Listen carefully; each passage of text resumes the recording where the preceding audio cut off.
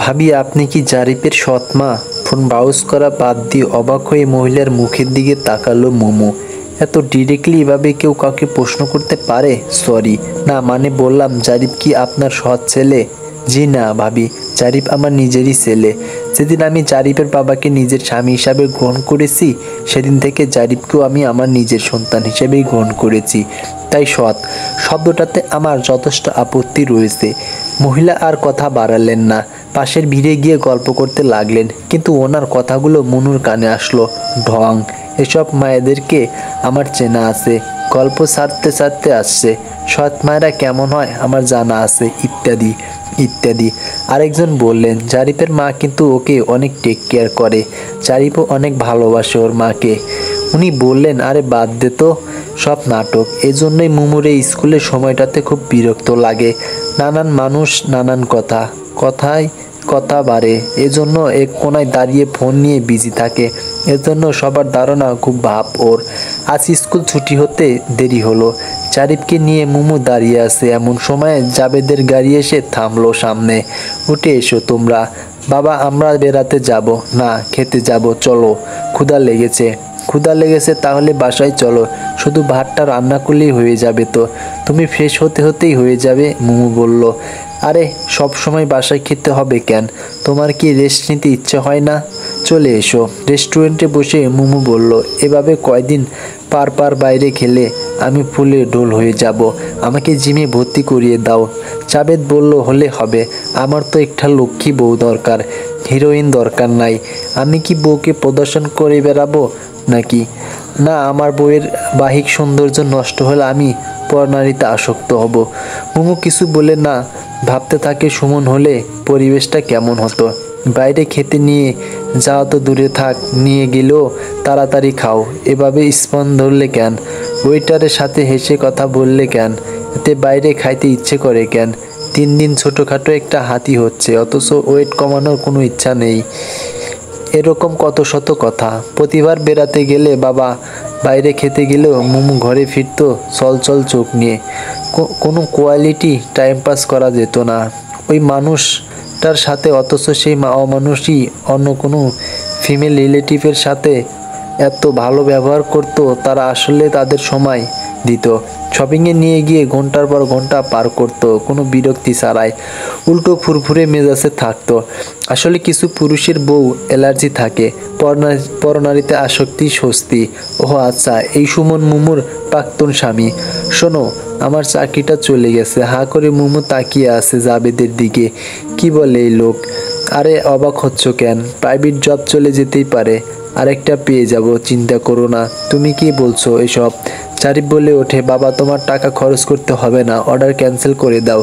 আরে খা বেটা, দুনিয়া কয়দিনের, আমি বেঁচে থাকতে তোদের কষ্ট হবে না ইনশাল্লাহ। মুমু বলে, দেখো এই বাচ্চা ছেলেটাও বুঝে যে জব চলে গেছে, টাকা পয়সার সমস্যা হয়, আর তুমি বোঝো না। কি সুন্দর করে বলছো, আমার চাকরিটা চলে গেছে। কুল ডাউন, এতে হাইপার হলে চলবে? আমি তো সেভিং রেখে খরচ করি।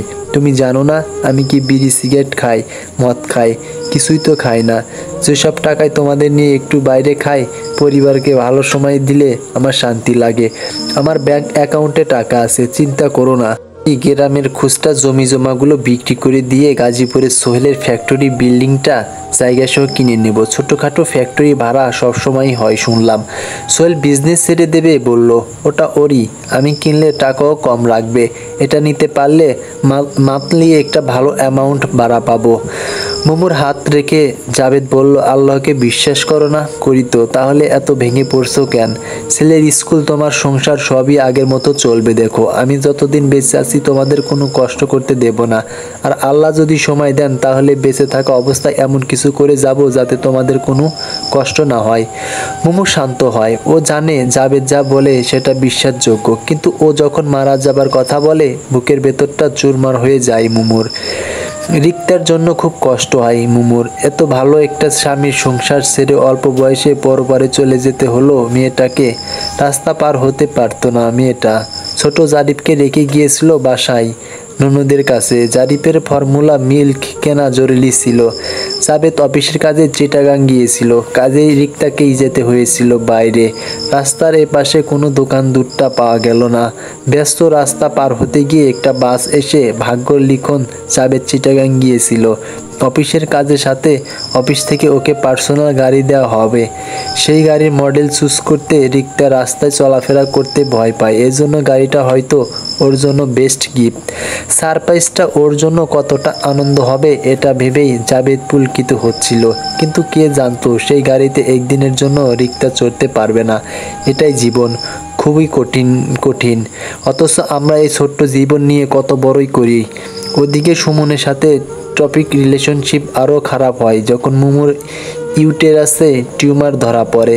অপারেশন এর আগেই ডিভোর্স দিয়ে দেয় সুমন, যাতে অপারেশনের এর খরচটা না দিতে হয়। 2 বছরের জারিফকে সন্তান হিসেবে গ্রহণ করে মুমু। সেই থেকেও ওর দায়িত্ব এতটুকু অবহেলা করেনি। আসলে জাবেদের মতো একজন স্বামী পেলে সেই স্বামী সন্তান সংসারকে ভালো না বেসে পরে যায়। এই 5 বছরে ও কত কিছু যে শিখেছে জাবেদের কাছ থেকে।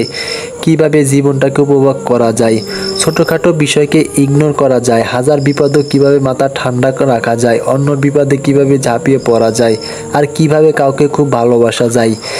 বিয়ের পরে জাবেদ মুমুকে বলেছিল, আমি কখনো তোমার কোনো অপছন্দের কাজ করা থেকে তোমাকে বিরত রাখবো না, কারণ আমি যদি তোমাকে বন্দি করে ফেলি তাহলে তুমিও আমাকে বন্দি করতে চাইবে।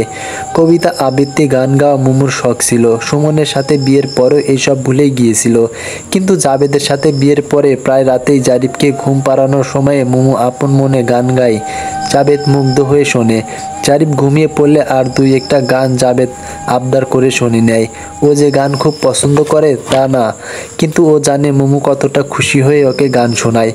তেমনি জাবেদের মধ্যে মাঝে মধ্যে মুভি দেখার অভ্যাস মুমুর, যদিও ভালো লাগে না তবুও জাবেদের সাথে মুভি দেখে। না বুঝলে প্রশ্ন করে ওকে অস্থির করে তোলে।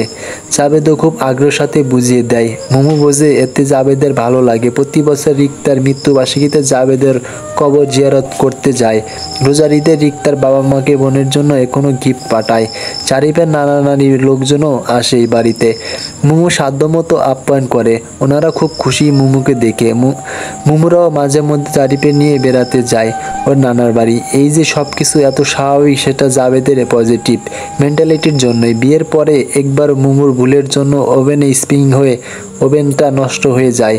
মুমুর সে কি ভয়, সুমনের মতো জাবেদ যদি ওকে বকাবকি করে। জাবেদ আতঙ্কিত হয়ে জিজ্ঞেস করে, তুমি ঠিক আছো তো? তোমার চেয়ে কি ওভেন আমার কাছে বেশি দামি? মুমু আগে নামাজ কালাম অতটা না পড়লেও জাবেদের সাথে বিয়ের পর থেকে ধর্মকর্মের দিকে বেশ ঝুঁকছে। দোয়ায় সবচেয়ে বেশি রাখে জাবেদকে। ভালো মানুষ দুনিয়াতে বেশি দিন থাকে না, এই কথাটা তো ওর খুব ভয়। জাবেদকে কখনোই হারাতে চায় না। এক হাতে দিয়ে জাবেদের হাত আর এক হাতে জারিফের হাত আঁকড়ে ধরে মুমুকে বলে, তোমার চাকরি থাক আর না থাক, তোমরা দুজন আমার শেষ পর্যন্ত আমার পাশে থেকো। এর চেয়ে বেশি আমি আর কিছু চাই না।